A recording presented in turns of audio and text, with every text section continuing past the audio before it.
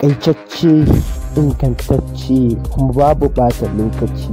Hukuman Vibes, ku subscribe.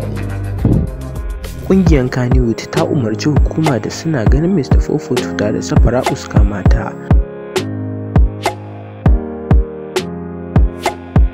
Hukumar ƙungiyar Kannywood ta umarci hukuma da Hisba akan suna ganin mr442 tare da safara'u a kama su. Amma babban abin shine ba za su taɓa kamuwa ba a cikin garin Kano ba. Gashi kuma yaran sun daɗe ba sa garin, yanzu ma ana zaton cewa suna kudu ne garin Lagos ba arewa ba. Gashi hukuma ta umarci cewa Hisba ko kuma hukumar polisawa suna ganin su a kama su, domin akwai dokokin iya cikin garin Kano da suke sabawa.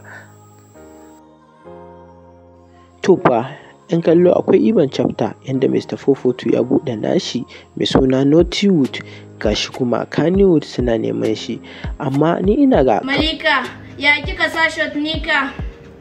Malika ya kika sa shot nika. Wannan kaɗan daga cikin abubuwan da mr442 ɗin yake yi kenan. Kaga dole ƙungiyar Kannywood su ce ya karya musu dokoki.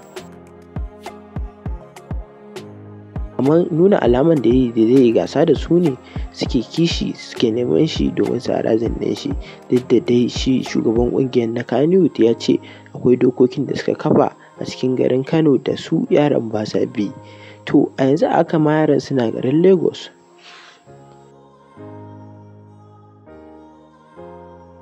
Kuna tare da Hukuman Vibes, ku shirya domin muna jiran dawon mr442 daga garin Lagos, mu ga ya za su ƙaye da mutanen Kannywood a garin Kano. Shin in suka dawo za a kama sun ko kuma ba za su kama ba?